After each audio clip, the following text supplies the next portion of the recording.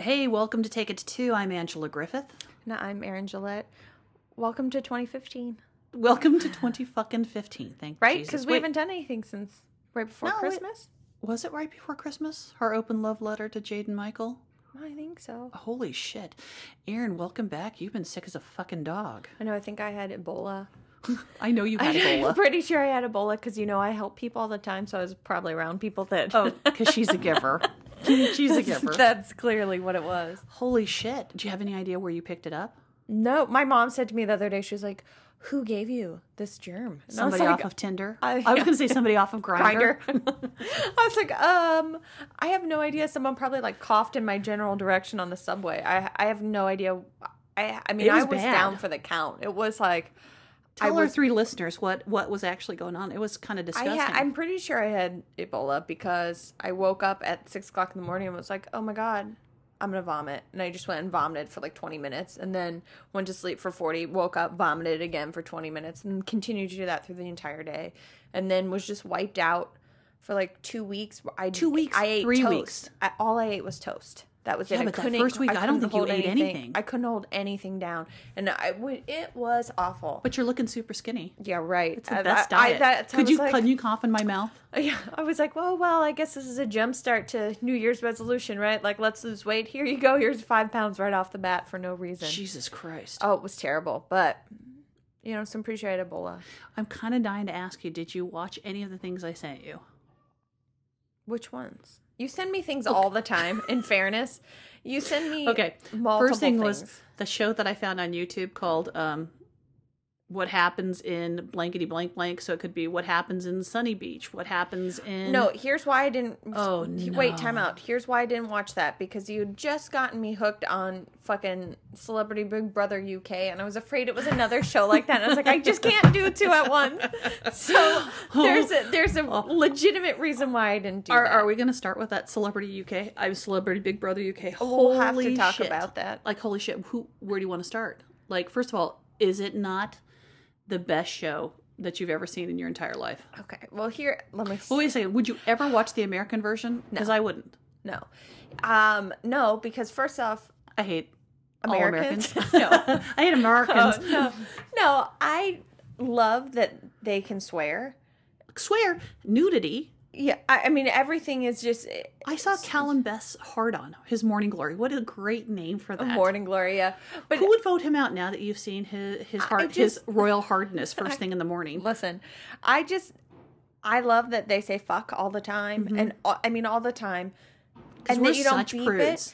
Well, I kept thinking to myself, we wanted to pull away from this country because they oppressed us. But I feel oppressed by the FCC because... with all our freedom of speech. Because we couldn't... you wouldn't be able to hear half the conversation if they bleeped out their words. Right. That makes me sad. I appreciate a good fuck. I mean, well yes. That too. But yes and yes. But I mean, you should be able to swear and we're grown-ups. I love that they swear. And because I think part of what makes that show so great is it's almost like a social experiment. Oh, it totally is a social experiment. People are just being who they are. Well, in theory, you're being who you are. I swear all the time. If somebody bleeped me on a regular basis, it would be... you would get the, if, oh, every now and then. So tell me, so you started right when they got everybody in the house? I watched... Well, first off, because I'm an asshole, I started watching Big Brother, and I didn't realize that there was a difference between celebrity and regular. I didn't know. And so I'm watching this, and I'm going, this is so stupid. The first episode where they're introducing these people, and they introduce 3 people. And I'm like, who are these assholes? Right. I mean, I know that I don't know British celebrities that well, but I feel like I should know who these people are. It's like when you made me read 50 Shades of Grey and I got 50 degrees of brain matter or whatever. I was like, oh, this isn't celebrity. I got it. This is the regular one. Right. I have no business watching this. So then I started watching for when they brought everybody into the house. Right. So they introduced everybody and I was excited that I knew who most of them were. And then I did keep thinking there's an awful lot of Americans on this. Did you think that too? Because I guess because I started off watching... I guess I started in I don't even know how it... Oh, I know how I started fucking watching this. Is that I was trying to get episodes of The Real Housewives of Cheshire. And then Jaden Michael started tweeting about Celebrity Big Brother, and then one of my other favorites, Bobby Norris, who's from Towie, started tweeting about it, and I was like, "What the fuck is this? What is Celebrity Big Brother UK?" And I thought, "Where can I watch it? How am I ever going to be able to see it?" And so I checked Hulu, I checked Netflix, and nothing was on. And then it was on fucking YouTube. It's on YouTube with no commercials, which is amazing. Genius. And I thought, if these guys are talking all this shit about everybody, I have to just see what had happened. So I started before 2015 season. I watched then the 2014, and then I saw one, and then I saw another, and I saw the one where Gary Busey wins. Holy shit. And then I was like, they're on to something, because they always put like one really good whack job in there, like certifiable, like you need to be medicated and possibly restrained. And I was like, I'm addicted. And like, I can hardly wait until the evening so I can watch it. Oh, I know. I get very excited every day at like Twitter 6 o'clock. I'm like, yes, it's almost time. It's almost time. Well, here's what makes me laugh is that when I lived in London, there was a show called I'm a Celebrity, Get Me Out of Here. And it was in the jungle. They still have that. Right. Well, Jordan, who, a.k.a. Katie Price, her show name used to be Jordan. That was her, like, stage name or whatever you want to call her. Wait, she was a stripper? Oh, she's been lots of things. Who knows? I'm kind of getting to like. Oh, and I didn't want to like her. I loved her. Because I see all of her stupid pictures and I go, no, I loved her on the show. She was on the show, I'm a Celebrity, Get Me Out of Here. And it was her and Peter Andre. That's where she met Peter Andre. They got married like right after the show. And that's when they had that baby, Princess Tiami Huma. Whatever. But they met on I'm a Celebrity, Get Me Out of Here. And that's what that show reminds me of, is that they kind of look like brother and sister, don't you think? Oh, maybe now. But I didn't at the time. We were like, oh, God, they're going to fall in love. And like, what was the girl's name? I want to keep wanting to call her Kerry Washington. And I know that's her name. It was this pop star who now, like, sadly has done all kinds of drugs. She's in and out of rehab, lost her kids a couple times. Oh, no. When she won that show, and her husband proposed to her at the end of it or something like that, and he was like a famous, either a football player or another pop guy, and it was like this big, like, when I was in Britain, it was like this big, like, oh, they're in love and this is like the prop duo and blah blah blah blah blah, and now like they had a nasty divorce because she did all kinds of drugs and whatever. But that's what this show reminds me of, and all I kept thinking was, getting used to British TV was really hard when I moved there, because the humor... You said hard. Because the humor is different. Well, I love it, but it was very hard coming... I was 20, and you're like, what the hell is going on? Right. But they had... And they're swearing and drinking. And naked. And smoking. Which is lovely. But I loved how there's like 3 channels, and then it was like, okay, porn, you watch you watch game shows, then you watch EastEnders. Oh God, morning television, which might be the worst, because I always think it's a joke. Because I like game show, soap opera, news break for half an hour, soap opera, and then some kind of weird celebrity show. Sex show. That's what was on TV all the time. And watching this Big Brother, that's what I'm thinking. I'm like, I feel like I'm back in London. I'm sitting in my flat, and we're watching, Well, then I'm sitting there thinking, wow, man, I miss some of the snacks I had, like the little Jell-O with the real fruit in it that you buy in a cup, and all this, like... A doner kebab. There's so many things I'm thinking about eating and watching TV. I just want to go to the tube and get a Cadbury cream egg from the machines, which they just fucking changed. I can't even talk about... We're not going to talk about them changing the recipe. I can't talk about Hershey fucking up Cadbury because... I just can't. Okay. Can we go back to the show then? Yes. So we have these celebrities. It's day 16. So we're more than halfway in, right? They're in for 23 days or something like that. And they start off with Ken, who I thought the very first episode, I was like, Angela's going to be in love with him, because at one point they just show him roaming through the refrigerator. And I was like, what a little beast he is. And oh God, you're right. I liked him for a lot of reasons. I liked him too, actually. I liked him. And then he was a little old man crazy. No. But was he a little old man crazy, or was he just like to stir the shit? Like when he started talking about his wife telling him to like, I think please don't upset anyone. Please don't say, because he has a history now. Like when I've gone back and started researching like who he was and what he did, he's kind of got a history of being a shit stirrer, womanizer. giant pain in the ass, like a lot of other English guys that we know between the two of us. Yeah. You know who I'm talking about. Mm-hmm.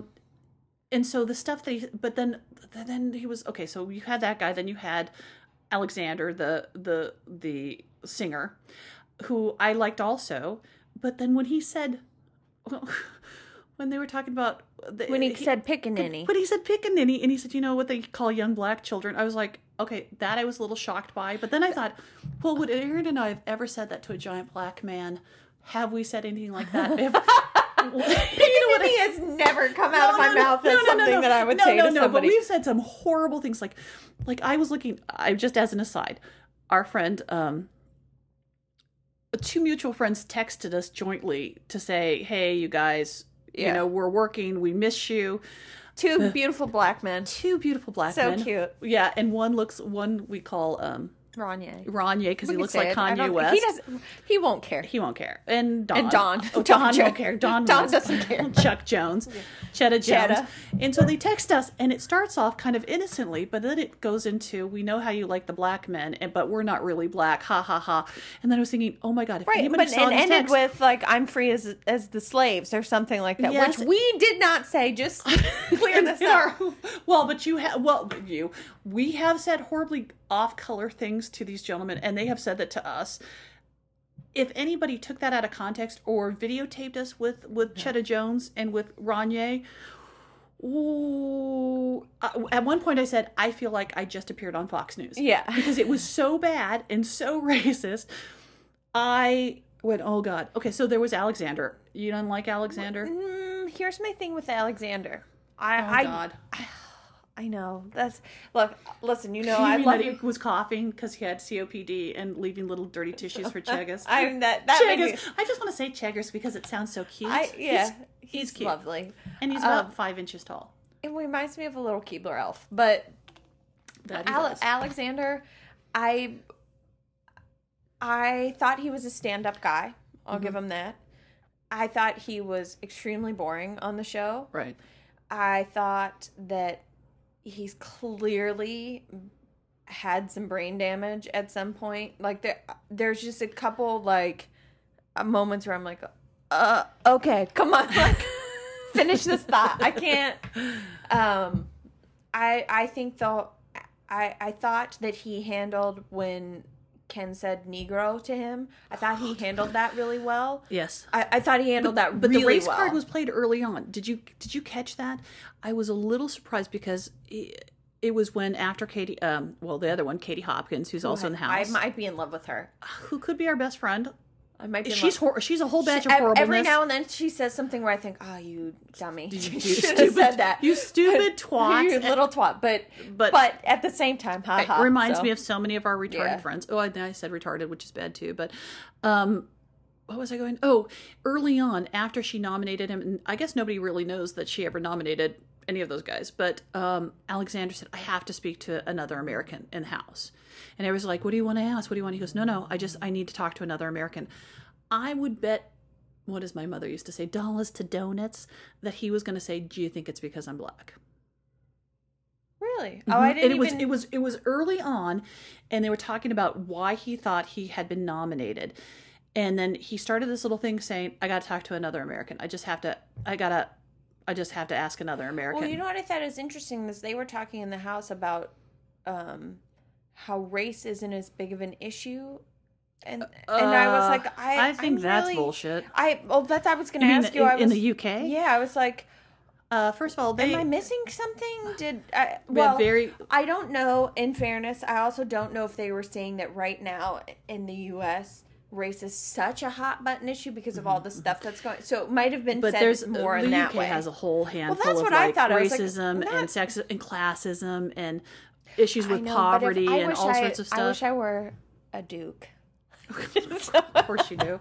Then you would never have to apologize for anything. I would like to have the classism back where I was. Don't you want to be a duchess? No, I want to be the duke because you have a penis. Yeah, I want to be the duke. Okay, so there's Alexander that you think it might be slightly have a head trauma.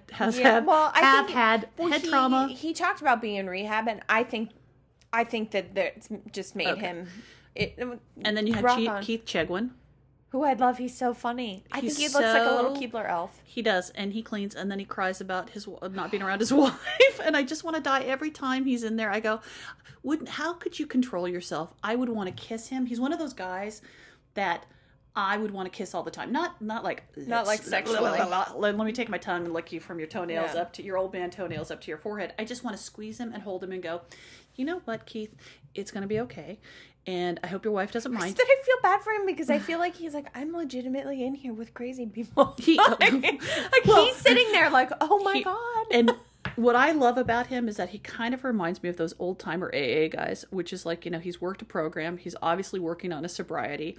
And he's finally gotten to that point in his sobriety, which, because it's an ongoing thing. Right. We said he's been sober for like 22 years or something like that. It takes my dad used to say that it would take for every month you were drinking, for every month you were drinking, it takes you between 3 and 6 months just to get like your brain faculties back. So you can imagine when somebody has to really be working their sobriety a long time to get back into the game. I mean, it takes a fucking, well, you see. And then sometimes you come out with some brain damage and you know what I mean? Yeah. Modifies your behavior. But at least I can really tell here's a guy who's in it to work on his sobriety because he's not judging about how other people are drinking. He's not really because that's all part of that stepping away from it. Right. Everybody's entitled to an opinion. Doesn't have to be right. You don't have to judge anybody. You don't have to smack the shit out of anybody to be right. You don't insist. And I just see that as him working and I can see how that's getting him in trouble with other housemates. Right. But from a point of like, when you've known somebody who's working really hard on their sobriety, for him to engage in any of that nonsense must be really difficult for him. And his wife must be this kind of touchstone for his sobriety. But to engage in any of that nonsense, the Katie Hopkins nonsense and the fighting with Perret, and he does it ever so slightly every once in a while when he just loses his cool. But I could see how that would endanger his sobriety. Yeah. Like, I bet he goes, well, you'd be so much more palatable if I could have a glass of beer. If I could just black out, I wouldn't have to pay attention to any of you. I was such a happy drunk. I don't know why I took it too far. Okay, so there's Keith Chegwin. Kavanaugh. What do you think about him? Did you know him? Do you know him as a singer? I recognize his song, but I don't think I knew the song, if that made sense. Like, I know I had heard the song, but I don't know that I wouldn't have known who he was. He's complex. I thought he was like kind of simple and out of the way and kind of like. There's a couple times where I've been like, I kind of want to punch you. Mm-hmm. I kind of want to punch you because you are. And then other times where I'm like, I could be friends with this dude. So I mean, I think he's much more complex than he lets on. I was interesting about when he got drunk and yelled at Keith. Well, he's been doing that lately, and I can understand after 16 days with those yodels. I don't know if I wouldn't be. No, but you know how wine affects me. I might be digging deep into the wine. He was in and out of rehab, wasn't he, before? Mm-hmm. And then he was on some like big fat reunion or something like that, and that's people said he was a horrible drunk on the show, and so they were waiting for him to be. He seems to have his personality changes so much. Yeah, it reminded me, and then his eyes got so mean. Yeah, it reminded me of like, I just went, oh brother, you gotta. Right. But I did like that at least he woke up in the morning and was like, wow, I'm a tool. Like that. Right. But I'm not sorry what I said, but I'm sorry how I said it, which I can appreciate. But I have to say, don't you think that like probably he's done that more often than not, where his drinking is involved? Yeah, and that's the sad thing. Yeah, because I do think that on the whole, he's a good egg.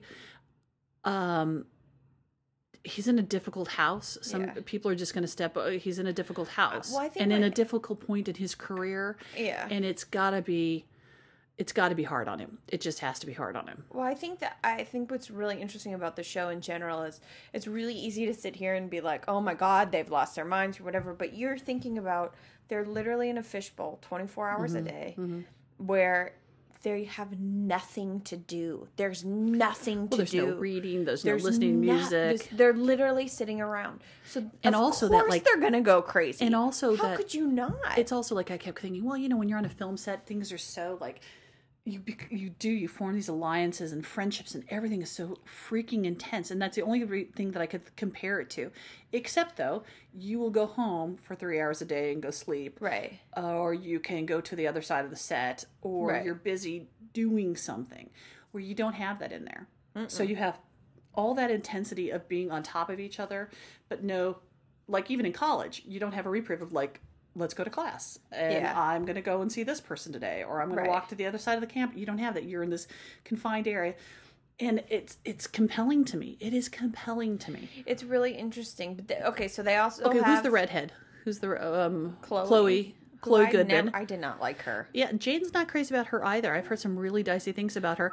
She looks like, to me, what's really funny is she looks like Amy Childs to me, who's this other, this gal that came off of Towie, who's very sweet. So, like, it got me confused when I saw her at first. I was like, is that Amy Childs?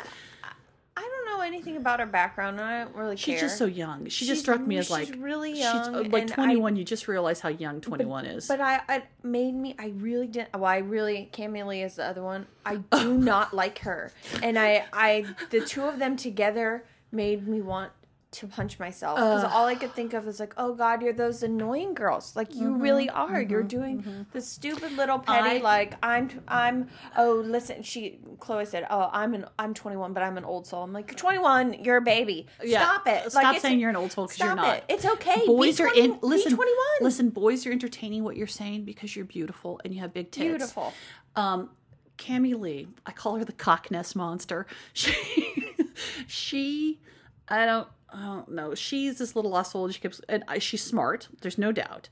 But like when she keeps going, I went to law school. No, you took the LSATs, which is different. Okay. I don't know. I don't even know what to say about her. It's like, I love body art and tattoos, but I just go, every time I see her stuff, I go, you know what? It's such a shame, because you're going to grow up one day. And you're going to have My Little Pony on your arm. You're going to have My Little Pony on your arm, and guys are just going to stop listening to you because you're crazy trained cockness monster, and that you're not always going to look like this. She drives me nuts. She's another one of those, when she drinks, she gets really loud and really crazy, which that's not a judgment. I do too. But not me. I'm perfect. You're on this show. You're being crazy. Like, and she starts yelling at people, and she's saying these things that I'm going, and that's what turns me off. That I'm going, you know what? I could be behind you, because I don't care that you say horrible things. I think that's funny. And when they were calling Alicia a raptor, I almost peed my pants. I was laughing. It's so true. Just because it's so true. Not in a mean-spirited way, but because, like, I've watched shows where I'll be like, oh my God, that person looks like a T-Rex, or oh my God, it's not that. That's funny. But that part doesn't bother me. It's that she gets vicious. And then she said that she didn't say, I got really mad when she was talking to Alicia, and she was like, well, I have people when I go home, they want to see me. And then she kept saying, I never said that. And I'm like, you did. You did. And here's the thing. And it was a low blow. It was a low blow. Like, okay, she's not a rocket scientist. We all know that. No. She evokes something in me. I get very... I like her more and more every I like episode. her more and more. But I understand that, like, the non-blinking weirdness. Yeah, she's weird. I mean, let's put it out there. She's a simple little soul, and she's done some not nice things. Like, she gets involved with celebrities and then sells all these stories.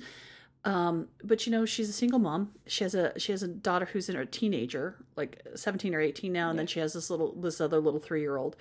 But to stand in someone's face and call them stupid, or to make fun of them, Katie Hopkins, who I don't get it. It's like, one thing is to be honest. Everybody's going, I'm so honest and I make decisions and you have to know. No, I don't want to. You're not entitled to give me your opinion all the time over everything. Well, mean for the sake of mean is not okay. Well, it's narcissistic to think that, like, somehow you're better because you're just outright cruel. It doesn't make any sense to me. And so it's like, to me, it's like kicking a puppy where she's concerned. Even with the cockness monster, it's like, she's just mean to be mean sometimes. She's just mean. That's why I don't like her. She's mean to be mean, and I'm not okay with that. Okay, so this woman, you know, Alicia was very forthcoming and very vulnerable. Like, the thing about... Yes, was a silly statement to say, if I lost my breasts, I'd rather be dead. Well, yes, but she's simple. To say, I'm homeschooling my child and I'm learning my colors and my numbers and at the same time as my daughter. Okay.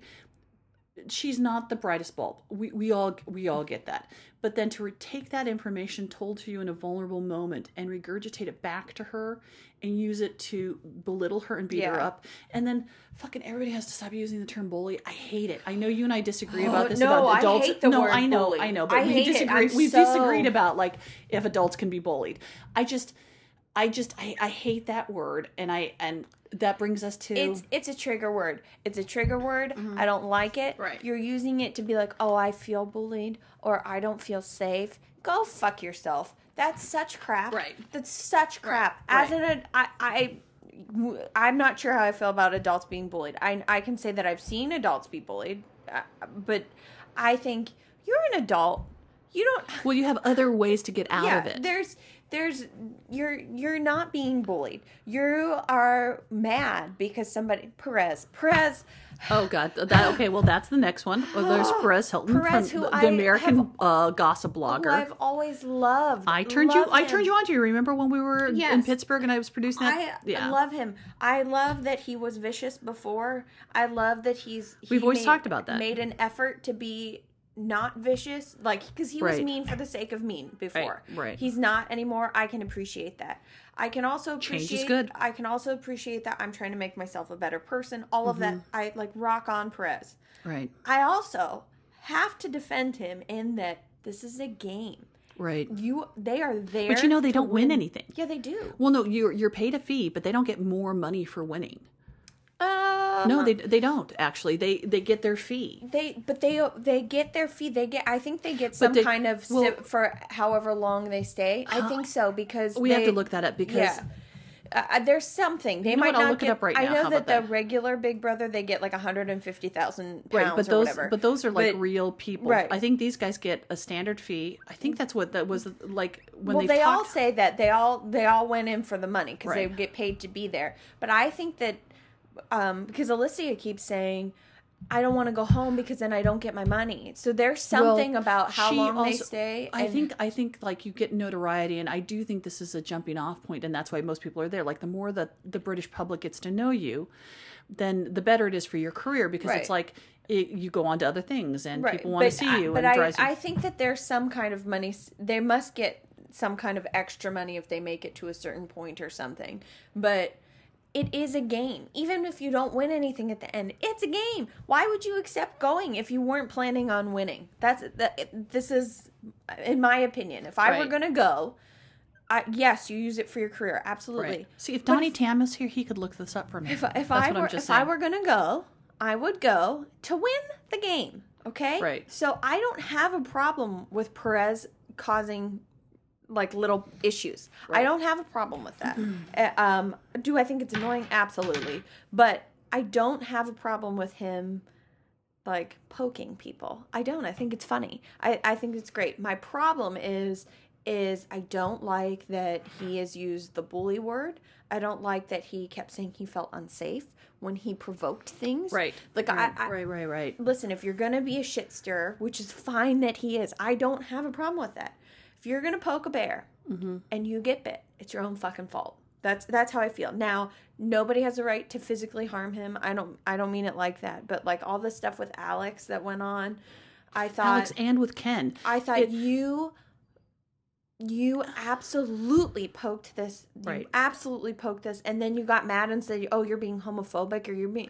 I'm sorry. You specifically were doing things to bring out the part of you that was the gay. You're a gay male. Right. That's how you identify. How you were throwing that in his face, and then when he threw it back at you, right? Oh God! Oh, and also, I don't feel safe nobody anymore. pointed out that like Perez also has used the faggot word. That's how he got punched in the face from will.i.am is because he called will.i.am a faggot. Right. And also, see, my people problem, say things not to make it okay. Right. Like some of the things that Ken and Alex both said or did wasn't okay. But there's a double standard, and this is my problem. I'm going to invoke the feminism card. This is my problem. Both Ken and Alex got in trouble for doing that kind of stuff, where Perez has been given a pass. He called Katie Hopkins a cunt. Right. During one of their exchanges, when they were all up there, when they were doing the fairy tale, reading the fairy tale, which I don't. He mind called that her word, a cunt. But you're right. Well, but I'm just saying, like that word is as bad as faggot. Right. Why is that more or less Right. And then derogatory? he started doing sexual things towards her, the sticking his tongue out, and that's an obvious reference to oral sex. To cunnilingus. No, you know what I mean? Yeah. It's but that's how is that, and he never got corrected Or for when that. he was humping the wall. When he stripped off his clothes into his underpants, rubbing his genitals up against a thing. I laughed at it, but then I looked back and I went, wait a second, he just caused this fight. Then he's acting like he's masturbating himself up against. How he never got corrected for that. And then last night he did it again when they were having this exchange. And he was baiting her. Baiting is fine, except that, like, if you're going to run upstairs every time and bring the handbook and go, I'm being bullied, people are being homophobic, and you can't do this. Well, guess what? You don't get to sexually abuse a woman. I agree. Or sexual. How is that not being menaced? If it had been any other situation and there was a guy outside here in New York City doing that, stripped off all of his clothes and pretended to come. Right, pretended to come over and over again, or any number of those things, he would have been arrested. Yeah. Arrested. And Ken and Alex did nothing that would have caused them to be arrested. He's actually done a criminal thing in that house. And they've gone, it's okay because he's that was like the turning point for me. And my thing with him is that if it's an act, if it's a game, I think he's bit off more than he can chew, because I think the tide of the public is like, it's like the gladiators or feeding the Christians to the lions. It's like this whole thing that people are watching and going, oh, that's so cool for us. But the damage that he's doing to his reputation outside of that, like last night I was watching and I saw The Millionaire Matchmaker, who he was on. So there's this big push right now to get him out and make him a bigger celebrity. And then he was on David Tuturo's, party hoo-ha, whatever. It did affect the way that I saw him. And I ended up turning off both shows because I couldn't justify what I had seen him, how he behaved in the house versus what he was portraying as like this nice guy on these shows. I don't have a problem with him shit stirring. I think it's funny. I do. Well, what I have by the sword, you die by the sword. What I have a problem with is then when when he started crying when they were doing that talent show and he was like, why isn't everybody being nice? I'm like, no, if you're gonna be an asshole, be the asshole. Like with Katie Hopkins, she says outright, she's like, I don't really give a shit. I'm going to say what I say. Take it like a man. It's black and white. End of story. You don't have to agree with me, but that's how I feel. So that's what I'm saying. Wouldn't it have been more homophobic if Katie Price had said, take it like a woman, Perez? Take it like a man is not homophobic. Not even a little bit. That's... If she had said, don't be such a woman, that would be... Right, or take it like a woman, or stop acting like a little girl. But even that's not homophobic. What it is demeaning towards women. Which is okay, I guess, in this house. If things are demeaning towards women, it's okay. Well, if somebody had said to me, take it like a man, I wouldn't have thought... That's an affront to my heterosexuality. I wouldn't be like, well, I'm not a man. I had been like, yeah, okay. It's just to me, that's just a saying. Now, I know that's a slippery slope with saying things are just a saying, because there are a lot of things that are just a saying, like, oh, I've been gypped, or, Jewing them down, which are all horrible things, right? All horrible things. So it's a slippery slope. Right. But to me, saying... take it like a man. I think that there's something to be said about him being a man. Yeah, what does that have to do with sexuality? Other than his sexuality and his preference for men. I think if he were really reaching, he would say, because you're saying I'm being a girl right now. But to me, that has nothing to do with who you're sleeping with. It's that you're being a little vagina, which I don't like that either, because it's making fun of the vagina, and the vagina is a beautiful thing. But at the same time, like... Yeah, get out of my vagina, Perez. Stop. I don't understand that. Prick. Like, why are you... I know. I can't... I didn't like... And that's the stuff with him that I get mad, is that's like, listen, you're stirring the shit with Katie Hopkins. She's throwing it back at you, which she has every right to do. Like, some of the things that she says, do I agree with? No, I don't. But if you guys are going to fight like that... That's fine. But then all of a sudden you turn around and say, don't be homophobic. Now I have a problem. And how about, like, he's always bringing up her kids and saying, what's it like being the most hated woman in the UK? And no one has said to him, with his little sweet baby, how have you thought about your son in all of this time? Have you thought about your mom? Or what would you have done if your mom was in that room and some young jack-off was faux Humping the masturbating wall. himself, Yeah. right, or walking around in his underpants while people are cooking. You know, there's like, I know that you're doing it, but like every action has a reaction. Yeah. And don't act like nothing you've done. I just can't spend any more time on him. He just, Well, it makes me sad. It makes me sad really because sad. I haven't been on his website, and what's really funny is the website's not talking about any of this stuff. It's like I used to be such an advocate of his, because I thought, wow, you know, I love when people change and they want to do move their life around. And he did talk about at one point, he was like, when he was talking with Katie Price, and she was like, there's the part of you that's showing this really scared whatever, and then there's this outgoing part of you, you know, you've got both back and forth, and he was saying that he struggles with that, which is fair. But like I said, I have a really big problem with, if you're gonna shit stir, then you don't get to cry afterwards. Mm-hmm. Like, I'm sorry, you don't. And it has nothing to do with homophobic. It has to do with, stop fucking crying, dude. Like, she showed her ass at you and you're gonna cry? You walked around in mesh underpants. Like, who wants to see that? I just like, no. You know what I mean? But, who wants to see that? Let's just touch briefly on Michelle. Oh, Michelle, I can't even talk. Michelle Visage.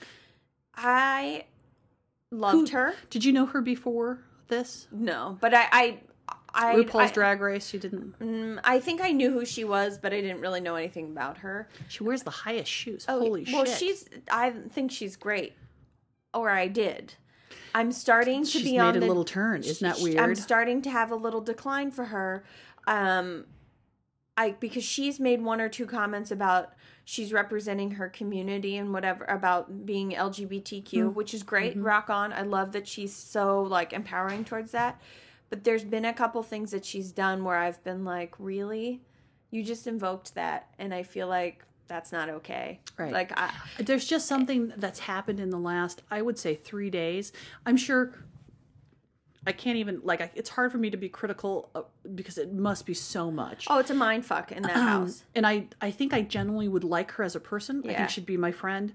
Except that something's changed, and like her eyes to me look a little mean now. A little mean. Yeah, and there's there's an edge to her now that just makes me sad that like the house has taken that from her. Right. That's what I think. Like, because I still like her, but there's something about her that it's getting mean, angry eyes or something. Right. And I think it's like she's puffed up a bit by having Katie Hopkins there, because that's such a shield. Yeah. But at the same time, it's a double-edged sword, baby. Just like we said to Perez, it's like something has changed, and the house has taken that from you. Yeah. And so there's Michelle Visage, Calum Best.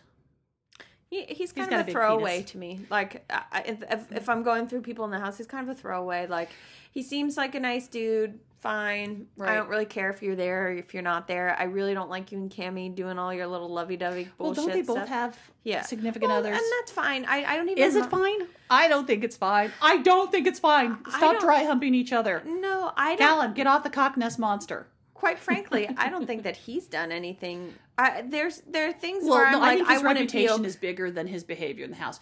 He seems like an okay guy. No, I mean with him and Cammie. Like, if he were my boyfriend and I saw their interactions, I'd be like, you're only because you're making me look like a fool and because it's on TV. But in real life, I don't know that everything would have bothered me. But she is overtly sexual. But a girl getting in bed with my boyfriend, or my boyfriend making comments about her breasts, I would be like, okay, that's disrespectful of me and disrespectful of a relationship. But I think out of the two of them, if I were her boyfriend, I'd been like, see ya. I think I'd be see ya to both of them. I think I would too at the end of the day, but I think her behavior is much more atrocious. Okay, so there's Calum Best, Patsy Kinsett. She just seems like a lost bird. I do think she's generally this like nice woman. So beautiful still. Oh, she's holy gorgeous. Shit. That's unfair. The genetics there is unfair. I think she's a nice woman. I think she's just fighting the good fight of spirituality. And I cannot imagine, if you're kind of an introvert, which I think she is, and you kind of pride yourself on making connections with people instead of like appealing to the mass. Yeah. I can't even imagine how difficult that is for her right now. Yeah. Nadia. You know who her sister is? Do you ever watch Absolutely Fabulous? Yeah, I love that show. The daughter. Oh, she's weird. No, dog. I know, but that's her sister. Oh, Isn't that that's funny? cool. But when you know that, you go, oh, God, they have the same hair. Yeah, they do. Sawala, right? Is her last name? Yeah. And what did she play? I forgot. Anyway, that's her sister. Yeah. And she's on a show, and Nadia's on a show called Loose Women, which is kind of like a dirty view. Yeah. Well, she's fine. I do think she's put all of her eggs in the Perez Hilton basket. Well, no, I think that she's genuinely a nice person. And I do like that Katie Hopkins keeps saying, I think that we would be friends in real life. We have none of the same views, and that's fine. You don't have to. But in this house, there's been teams. I mean, it's clearly divided. So I think it's... I do think she's a little afraid. At first, I think everyone had this kind of fear of Perez Hilton, thinking that, oh shit, he's going to write some shit on his website about... Now it's like the gloves are off. Yeah. Well, listen, we need to talk about Katie Hopkins because I sent you that link. Wait a second. What about Katie Price? We didn't talk about her. I love her. Pricey. I didn't want to like her, and now... She's a talker. She says horrible things. She's like every... She made some comment about, like, everybody's talking about, like, oh, I love this. She goes, I love my diamonds. And I was like, God, I could be your best friend. Well, I like talking to her because she looks like, in some ways, like she's put that fake tan on, so it looks like she's got dirt on her face. Yeah. And in some ways, she looks like when she gets older, she'll get that crazy aunt look, which is like she used to be super hot, and now she's got smudge on her face, and she'll say things like cock and I like anal, and you're like, whoa, whoa, whoa, whoa, whoa, whoa, whoa, whoa, whoa, whoa, whoa, I love Grandma. her. I think she's hilarious. I love her, and yeah. She seems just like a genuinely nice person, too. She'd be fun to have drinks with, because I bet she brings it. And when she's talking about her ex-husband being the cross-dresser, that... It caused all sorts of... I was kind of pissed about that. I was like, really? You have to talk about people's private, sexual, whatever. Yeah, except that's what she's known for. I know. So I know. don't... Like, one thing is to talk about that's yourself. Something that's already out in the... No. But everybody one thing knows is for all her. that. No, but for one thing... From her... For one, it's like one thing if you're talking about yourself, you want to put things in your ass, fine. You want to do whatever, or you could say I had somebody that I was involved with that liked things in their butt, and there was a cross-dresser. I don't think like you have the right to out anybody else's sexual stuff. Okay, I don't. I agree, except that because he didn't go on the show, she went on the show, right? But except that all the media knows all about that stuff with from him. her, right? But why would you date somebody who is known for putting that shit out? Like, I'm sorry, it's the same thing with Alicia, with her. You know, she had sex with Simon Cowell and all this stuff. Where it's like, these are women who have made their livelihoods off of selling this shit and off of saying it out loud. Take some personal responsibility. I really mean it. Take some personal responsibility. I don't know. I disagree. I think that if you're going to involve yourself with those kind of people, then that you have to imagine that some part of your life is going to be just out there. I don't know. I just think that's like taking advantage. It's like, well, we face that here. It's like, what right do I have to talk about somebody else's stuff? Do I talk to, when I talk about Paul, do I give blow by blow details of our sex life? No, I'll talk about it in a general term. But that's not who you are. You don't talk about stuff like that. It's not like you're not doing it on the show. In real life, it's not like you go up to me and I'm like, Aaron, so guess what Paul and I did last night? Guess what he likes? That's not who you are. I know, but I don't think that most people, I know, but I don't think, regardless, you're saying that anybody could get into any kind of relationship and that you should know everything about that person, and that person has a free reign to say anything that they want about you. That's not what I'm saying. I'm saying that when you date Jordan, Katie Price, whatever the hell her name is. Wait, am I dating Big Feet? When you date her, I'm sorry, unless you were born today. Right. You know that. So that's why there are set up things of confidentiality agreements and stuff like that. I'm sorry. I think it's right that she's doing it. Personally, no. To me, it's the same as like when somebody outs someone else. Nobody has the right to out somebody else. But that person can talk about their sexuality. Talking about, though, the guy that cross dresses, that was in the papers because he went to court over it with somebody else. There's other stuff going on. That is not like she threw it out there for the world. It has been brought out, and I think all the stuff that she's going through is all out in the media over there. The tabloids in the UK, it's so different than it is here. Speaking of that, the Sunday Sport is not going to have page 3 girls anymore. Did you see that? No, but that's, I guess tits are not in this season. But that's what Right. I mean, that whole lifestyle, that one of the cool, I really enjoyed it over there, was their newspapers. It was all celebrity driven. Right. I mean, it's like dirty rag mags all over the place. That's that lifestyle. But do they have that paparazzi element that we do here? No, we're going to talk about Princess Diana. Oh, well, that's France. But that's just in general. No, but I'm just saying, like, is it more, I don't remember. I don't know. It's funny. I don't remember seeing, like, when I go to Los Angeles, it's like, I know that there are places that have those guys haunting. I know when celebrities have called someone out, you know, like, I don't go to the Ivy. Ivy has an amazing chopped salad in Santa Monica. Don't ever fucking go there. Why? Because as soon as you step out, no matter what, all those guys are there. And if by chance somebody famous comes out during that time, you are crushed. Right. You know, it's all sorts of danger. I don't know, but I that everything is in the magazines, in Right. or at least that's the way. Right. As an American, that's the way it seemed when I lived there. It was like everybody knew everybody's dirty laundry. That's what that whole lifestyle was. I don't know. It just crushes me. It's like, I just think that, like, do I think you have the right to say, like, oh, this person is gay or not gay or what, that kind of outing? No, I'm not okay. I don't know with if that's any. How is that any different though? It's like we're talking about somebody's lifestyle that I don't know. It's just like there's some things I guess like, it's more of a, like, if somebody. I mean, she's clearly gone through some pretty horrible divorces, right? Horrible, right? I think that.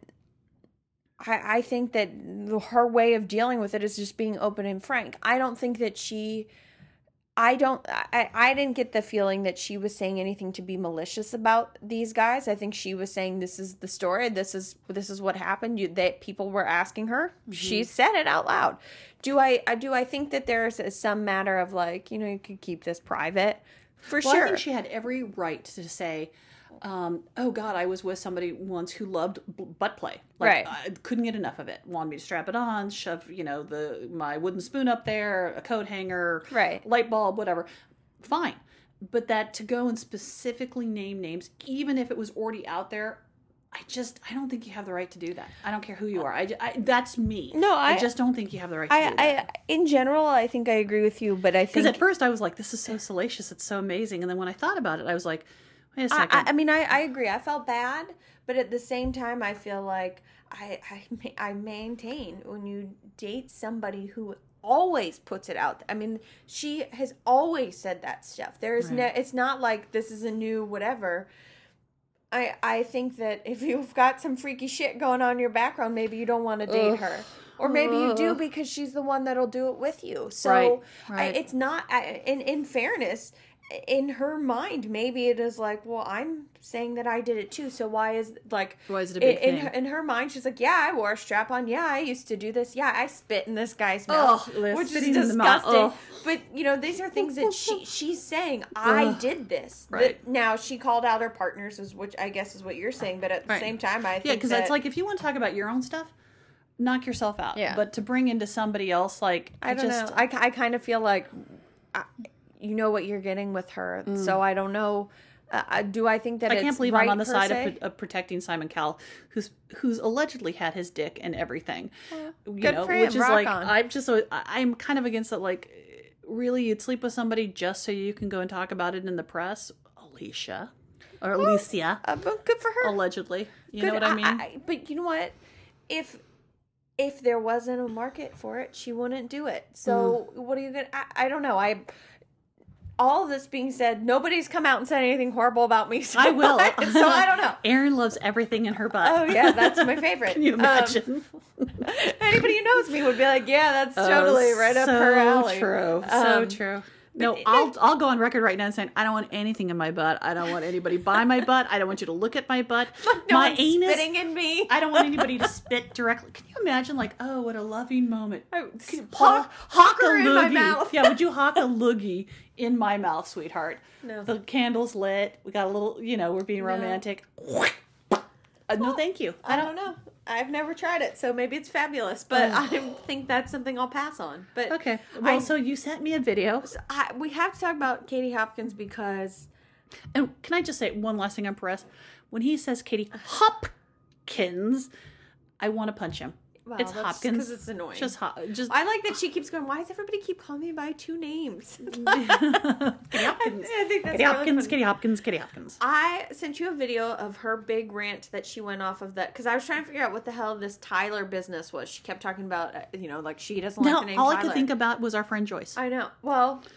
Except that he was a bad kid. Joyce, you were a bad kid, and you did get called on the playground all the time. So, yes. But so she's on this show, I guess. Right. And that morning chat show. A morning chat show. Mm-hmm. And they were talking about how she said that she judges kids by their names. Now, when you say it like that, that sounds terrible. Right. Right? I mean, because saying And she says it that way to evoke emotion. Oh, right? Absolutely. I mean... Well, to me, it sounds like it sounds horrible when you say, "Oh, yeah, I judge them based on their name." However, Omar, I have to say I agree 100% with her, because she was talking about, she's like, it's not necessarily even the kid that I'm making the snap judgment more. She was saying it like, do I want my kid to play with somebody named Vanessa or somebody named whatever?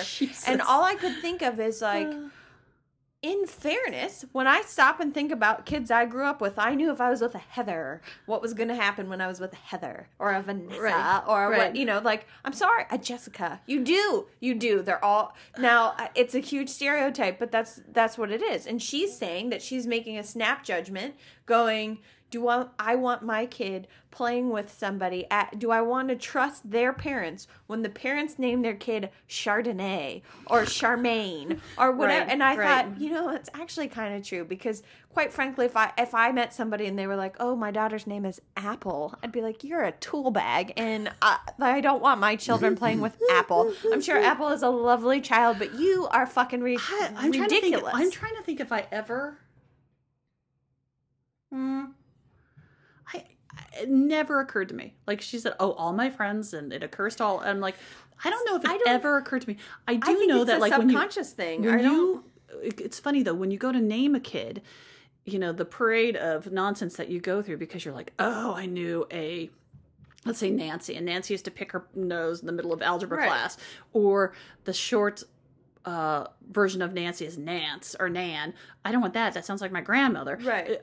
I remember doing that. I'm just trying to think if, like, I've ever judged one of the girls' friends off of what their name was. I think that when I think about my sisters playing with their friends or whatever, and I'd be like, oh, Heather's coming up. Like, to me, yeah, absolutely. That's so funny. I don't know if now, do I think that meant that you can't play with somebody who's called Heather? No. Right. But I kind of dug her point, though. She lost me when she was like, oh, I hate when kids are named after places like Brooklyn or London. And I thought, yeah, right on. And then she was like, oh, but my daughter's name is India. And I was like, well, you're retarded. Like, what the hell? You can't say that and then turn around and do this backwards thing. But in a nutshell, right there, like when I watched, I was like, that is the essence of Katie Price. And that is exactly Katie Hopkins.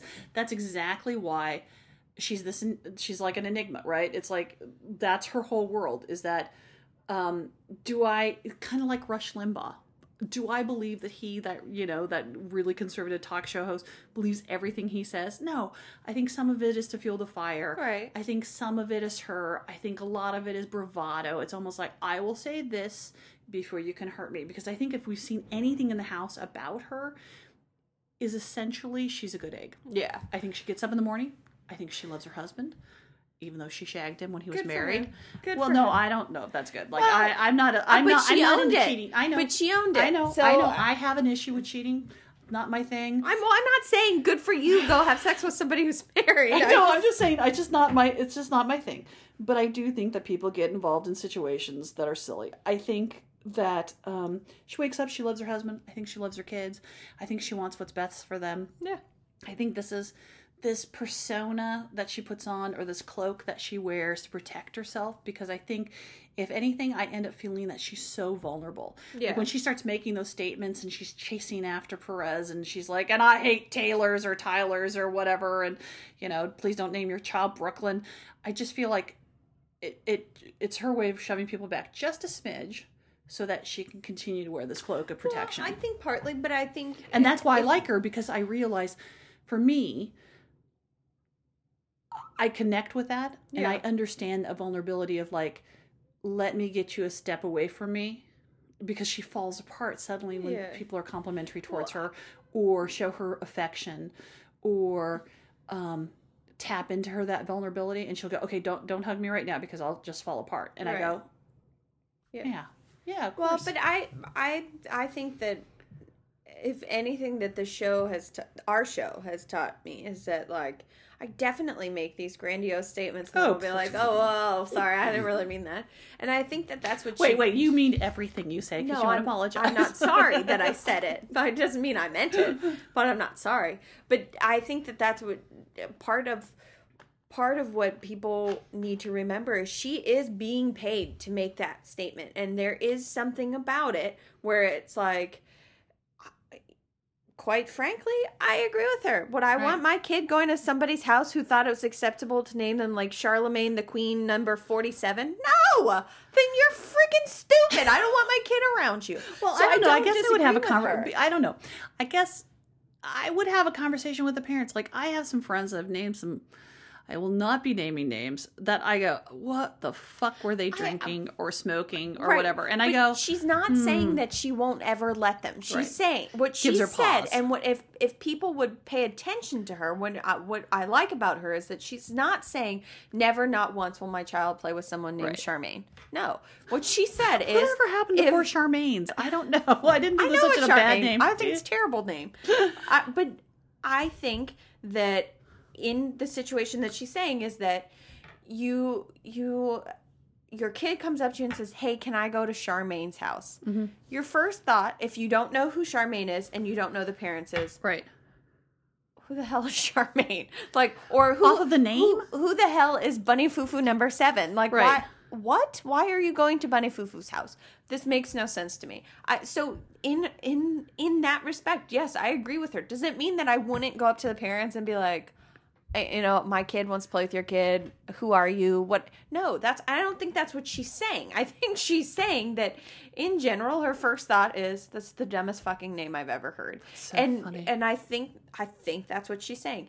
And she even says that you'll say, well, where does Charmaine live? I can think of times that my mom said that to me when I was growing up with, like, oh, where does Heather live? What did Heather's parents do? Right. And it's not a matter of being like, oh, I'm going to be racist or classist or elite or whatever it is. It's a matter of, like, I'm going to let my child play with somebody named Bunny Fufu number 7. That's so funny. That's really weird to me. Now, do I think that means that Bunny Fufu can't be a lovely person and that the parents can't be lovely people? No. Right. But my instant reaction would be, what? Are you fucking kidding me? No, you cannot go to Bunny Fufu's house. Like, sorry, this is ridiculous. I have to ask you, now that we're talking about her, did you see her documentary? It's a 2-part documentary that's on TLC called From Fat and Back. Fat back to fit or something. Yeah, something Fat like back that. Perez. Really interesting because it's the same kind of thing, because she makes these blanket statements about, like, I gained 50 pounds or whatever in 3 months and I lost it in 3 months, and why can't fat people do that? Because if they would eat less and move more, which essentially is true, not wrong, it's in the most simplistic ways.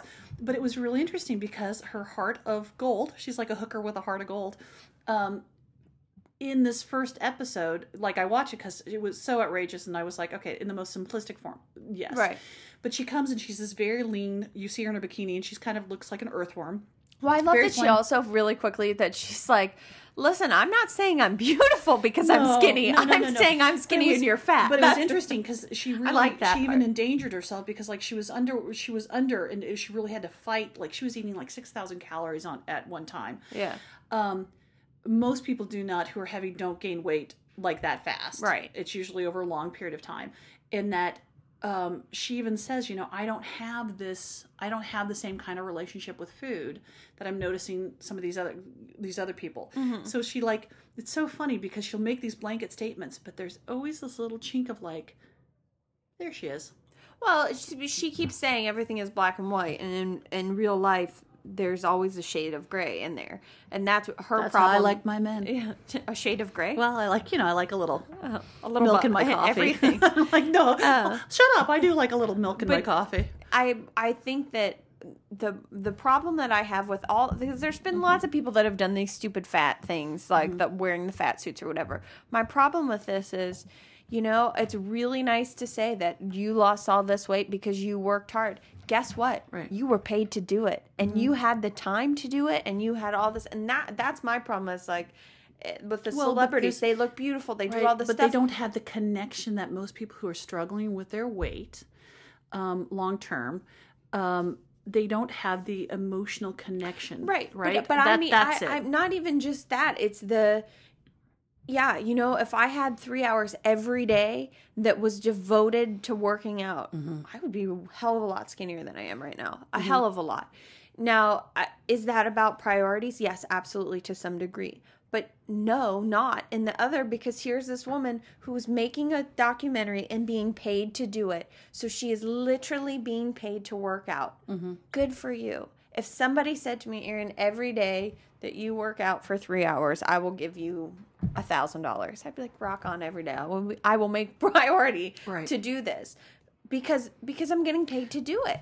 So I have a problem with that part of this show, and now I haven't seen it, so I have to watch it and suss it out. But when she talks about it, like, well, I gained all this weight, and then I lost it. And I'm like, good for you. Right. You also don't have that, like you said, the emotional part of it. Like for me with food is like, oh, yeah, I can lose all this weight. Right. But then I still have that trigger that is like, but I still want this hamburger. I still want this piece of cake. I still want this whatever. For whatever reason it's going on. Right. And it's bigger than, no pun intended, the issue is bigger where women are concerned because there is this emotional component.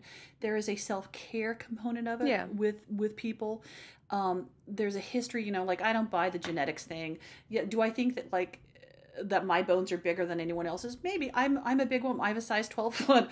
But when you really think about it, do I think my bones are much bigger than anyone? No. But I do think there's a part of it that, because she's simplifying it and because she's trying to make it black and white and make it such a hotbed issue, that's like, it's the same way when I see these women who are embracing curves and they're obese. Yeah. They're really, really obese. And to me, I look at them and I go, oh, I'm so sad, because I realize what that takes to, first of all, to be that obese and not have a life. And then to embrace that and not even saying the society's pressured, but I'm thinking about just what it takes to stay that way. What the things that they're denying in their own life, what stuff that they're not tapping into and talking about. But it's the same reverse for those people that are super, super skinny. Yeah, absolutely. I mean, absolutely.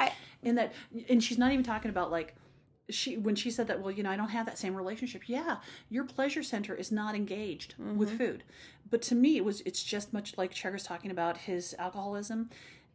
That's because it rings his pleasure center. And so like smoking, alcoholism, drug addiction, any of that stuff, food, you still have to eat to survive. And so when you engage somebody's pleasure center in the brain, is proven you're chemically, it's altering your brain and your behavior and your need to want something. So it's like you have all those things, and it's like, if you're not addressing that, I don't know. Well, how is that not genetics then? If it's hitting your pleasure center, because they found out that there are people who can drink so much, right? They will ultimately turn themselves into this genetic. You can be predisposed to something, but that doesn't mean that you're ultimately going to get it. Let's say you're predisposed to something, you're predisposed to overeating or whatever. Or having they call it a highly sensitive pleasure center. Let's say you have that, but you live in, and you have a proclivity towards being an alcoholic, right? And so, but you live in a society where there's no alcohol, or there's not this connection that people make with comforting them for themselves with food, or no access to, you know what I mean? Yeah, so but that's still genetically what you would be if that was there.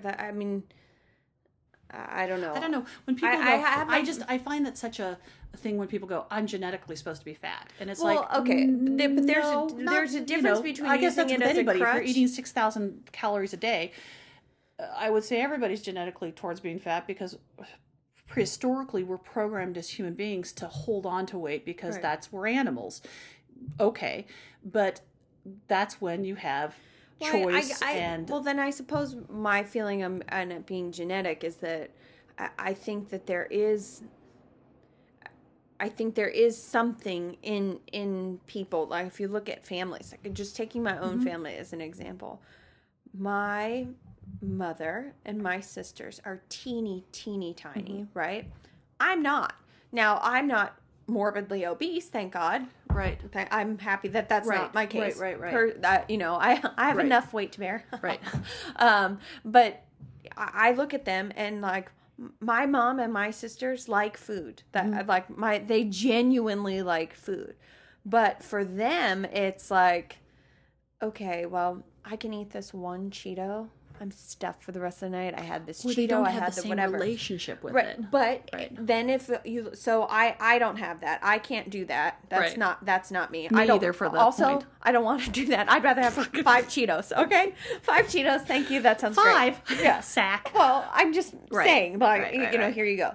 Well, if you look at both sides of my family, you can see on my dad's side and my mom's side people that are definitely heavier. And my mom's sisters, for example, like one of my aunts never eats. Like I never see this woman eat. She's or she'll make food and she'll make this little tiny dish and it's to serve 20 people because 30 of her could eat that. Right, but nature and nurture. So I guess it's the idea that it's genetic. It's like, do I think that there are people who lay down weight and it's easier for them? Yeah, absolutely. It's Darwinism. But like that idea that like I'm fat because I carry this fat gene, I don't. Well, I guess what I'm saying is I don't say that it's necessarily a fat gene. I don't. I'm going to be 400 pounds because I have the gene in me that says this. Right. But I think that it's something like it comes out more.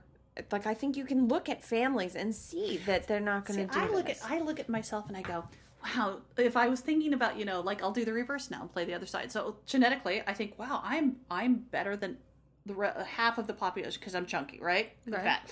So I think, wow, I am created in perfection because I'm able to hold on to the stuff where you're not. So like if we ever go starving, shitheads, I'm safe. Right. You're not.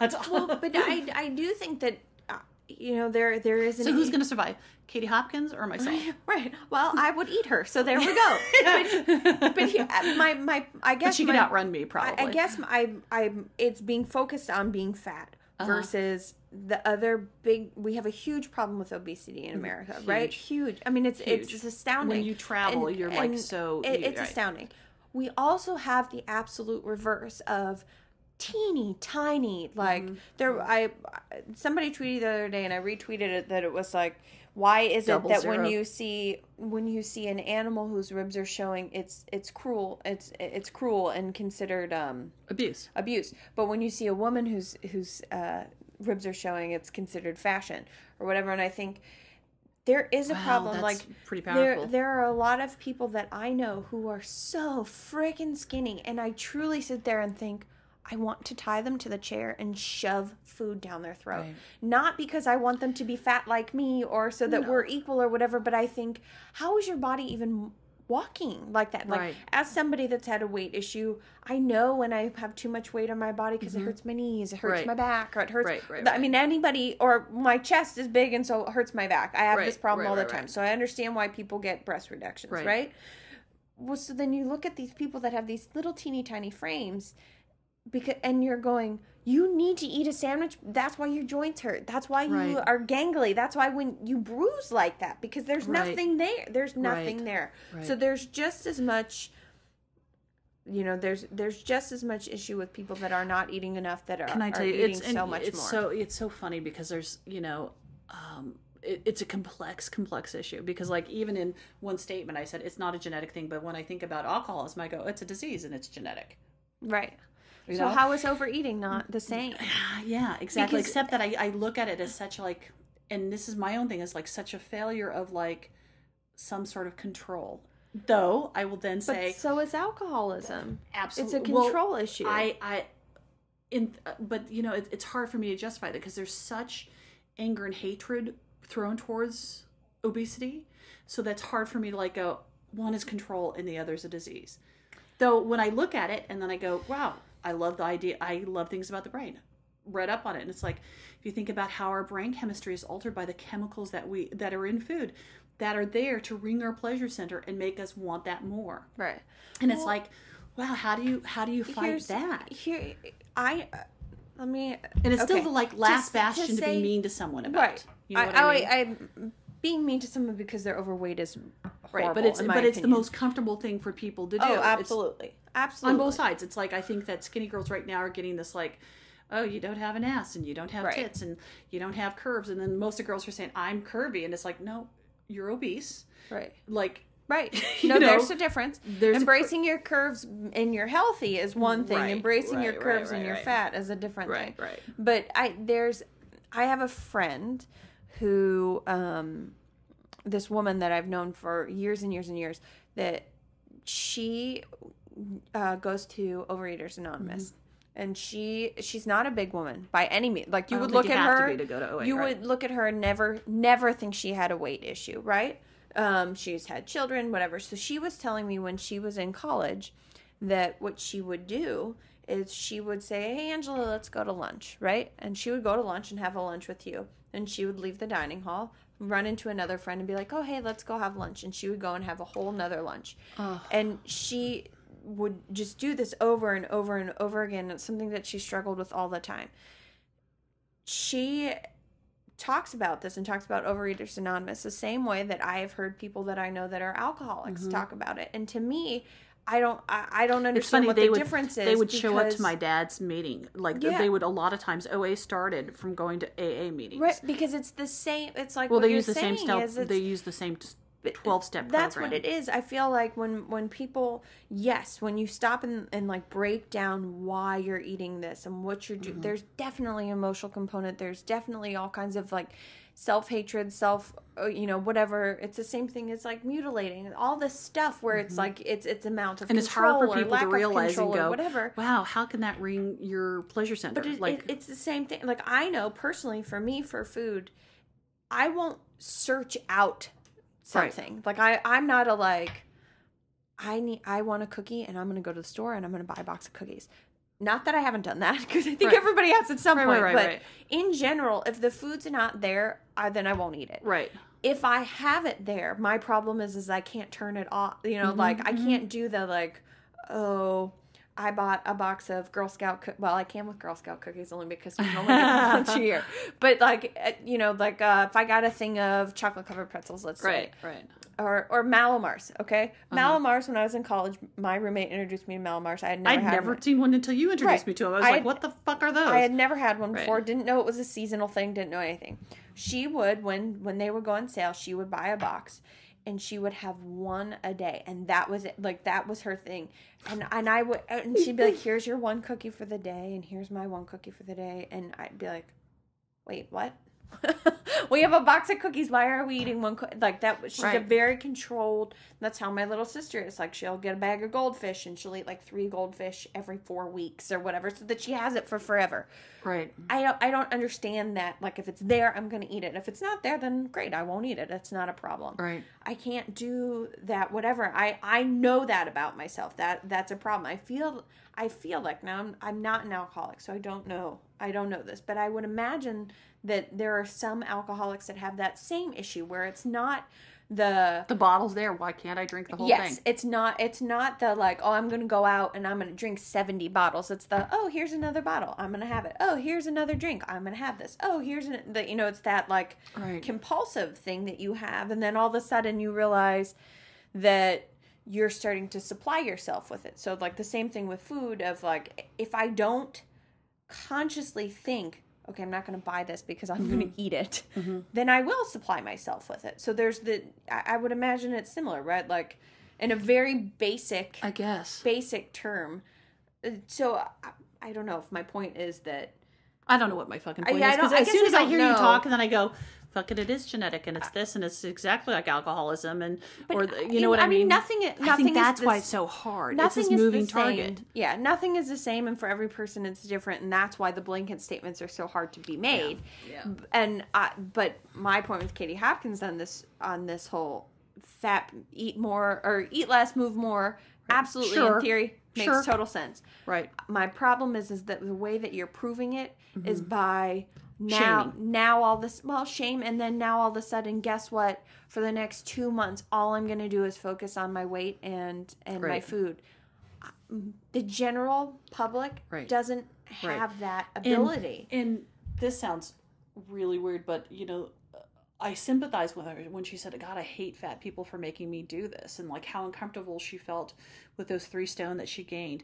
But when you throwing out those statements to people who are 100 or 200 pounds, which is not uncommon in the United States. Sure. I think that, I don't know. It's just interesting. I just thought it was such a simplistic view. I agree with it in some way. Yeah, in theory, yes, absolutely that works. Absolutely that works.